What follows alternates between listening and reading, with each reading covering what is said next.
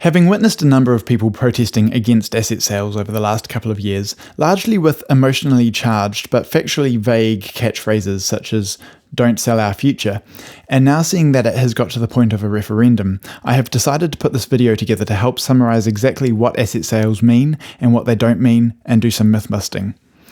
In 2010, the national government announced a plan to sell 49% of some state-owned enterprises. The Labour Party largely based their 2011 campaign against it, with billboards and TV ads targeting our patriotism. From our opposition parties and other activists, I've seen the following claims made. Our profits will now go overseas. Asset sales will result in job losses in New Zealand. Electricity prices will rise as a result of these sales. Asset sales are a short-term fix with long-term negative repercussions. I own these shares, they aren't the government's to sell. Our country is not for sale, and that asset sales will only benefit the rich. So let's look into it. State-owned enterprises are a type of asset, but so is cash. Now, I know that cash has got connotations of evil to a lot of people, but if money is evil, so are shares. They're both a commodity. So the transaction happening here is not one of an asset going down, but purely an asset changing from shares to cash. Both the state-owned enterprise assets and cash in a bank asset are capable of earning income, either through dividends or through interest. So as an asset, we aren't losing anything. Some of the asset will be used to repay liabilities, but we're going to get onto that soon. Of course, cash is seen as a less valuable asset than the shares in the company by some, who claim that the shares in the companies are earning a whopping 15%, therefore we shouldn't sell them. I ask these people, 15% of what? And more often than not, they're not actually quite sure what the 15% is. So let's talk about that. The value of the shares of a company constantly change and are generally determined by the amount of profit they have recently announced, but also the future economic predictions of the company. In the share trading world, if you buy a very safe share parcel, which is as reliable as the Labour Party paints these particular companies up to be, their profit should be around 7 or 8% of the share value, or even less. So if there is any truth to the 15% figure that is bouncing around, then naturally the value of the shares being sold should double to compensate.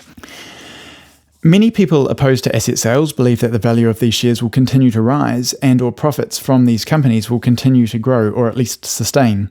I would be surprised if many of these people have owned shares before. Even if you do a very small amount of research into the share market, you'll see that share prices fluctuate, sometimes dramatically. Generally accepted practice is to buy a share package for as low as you can and then sell it for as much as you can before the share value drops again. It's a gamble because you don't know what's going to happen, but the people who know what they're doing can usually make better informed decisions than a lay person. A well-established company may appear at first sight to be valuable in an asset portfolio, but the reality is that once a company has proved itself as stable, there is little to be gained by the owner from keeping their investment in that one particular company. They might be better to get their money out and invest in something that they can grow better.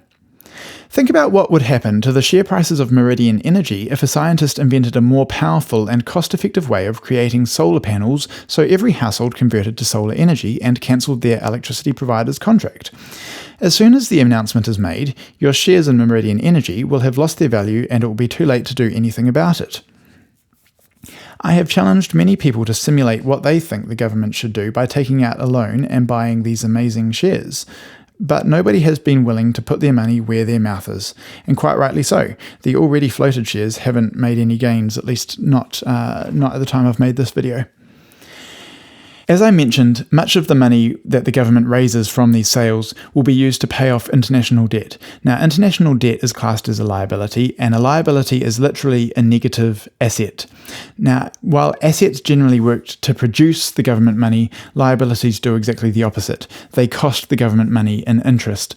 It is astounding that most asset sales protesters that I've talked to complain that asset sales are obviously going to send all our profits overseas.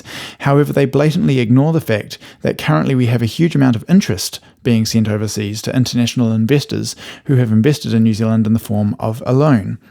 In fact, given that almost 100% of the interest on the government's debt gets sent overseas, and the allegedly worst-case scenario for asset sales is that 100% of the shares get bought from overseas, but it's more likely to be a much smaller percentage than 100%, those arguing against asset sales based on not wanting profits to go overseas should therefore be arguing for asset sales. This income goes to the asset's new owners, and don't kid yourself that they'll be in New Zealand. As an aside, I do find it curious as to why we talk about overseas investors as the bad guys, as if our circle of caring is limited to New Zealand, almost as a subtle form of racism. It's like we're trying to set up our own little Kiwi cult, whose only contact with the outside world is in our exports, because we think that that's healthier for our economy. I believe that there is nothing inherently bad about people from overseas, and I'm more than happy for them to send their investment money into our economy and create jobs, at the amenable cost of sending some profits, if any, back their way. Now, just talking regarding the alleged potential for job losses, I know that people are worried that if companies have some new owners, those owners might somehow have the power to vote and get people fired. We'll talk about that more in just a second, but I think in actual fact, in terms of job losses, only the opposite is true, because another place that National has committed to investing the newly raised money is in new ventures, such as the Technology Centre in Auckland. The stuff's on their website if you want to go have a look. By opening new ventures with the money raised, the exercise is in fact creating jobs while retaining all of the existing jobs in the existing SOEs, thanks to the new injection of investment in the country. So in actual fact, those opposing asset sales based on the alleged job losses it will create should actually be campaigning for asset sales if they want to create more jobs. As I mentioned just before, another common misconception on asset sales is that the government is losing control of the companies. This is simply not the case. The government is selling 49% of the shares, and by retaining 51% of the ownership, the government has sovereign say on what goes on.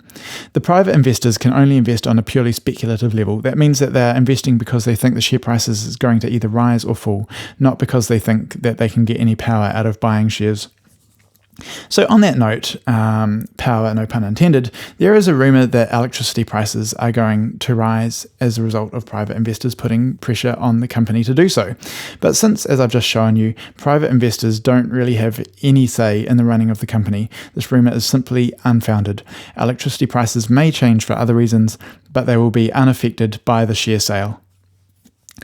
Many believe that asset sales are a short-term fix for a debt which will result in bad repercussions for the next generation. This belief is based on the assumption that these few assets which are switching to mixed ownership are the only thing the government should be investing in, and that these few assets which are switching to mixed ownership are the future of this country. The assumption blatantly disregards the fact that the technology is changing, the companies have well and truly matured past their major growth stage, and that it could currently be exactly the right time to cash in on that growth and use that cash to plant new seeds, which will result in the original companies still continuing to operate in New Zealand with all their staff, but will also have new companies operating in New Zealand. You can't have your cake and eat it too, but the mixed ownership model might be as good as it gets, where the government still owns the majority of the old assets and also 100% of the new assets. Many people claim that they own these shares already and that the shares aren't the government's to sell. It seems that these people think their taxes buy them a share of the government. However, this is not the case. No matter whether you were born in New Zealand or have come from another country, you simply live here, and each year you pay taxes to the government for that privilege of living here. In return, the government provides you with schools, universities, hospitals, police, roads, assistance for the needy, and so on. You could choose to leave New Zealand tomorrow, and although we're going to miss you, the government will continue to operate, and you can't withdraw any share of the government and take it with you. The only relationship you have with the government is that if you choose to live in its country, you must rent that privilege on a year-by-year basis, and you also have the privilege of voting in leadership every few years.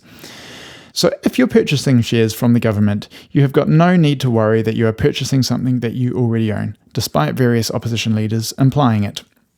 Now, I'm not going to debate the fairness of asking mum and dad investors to buy into assets they already own.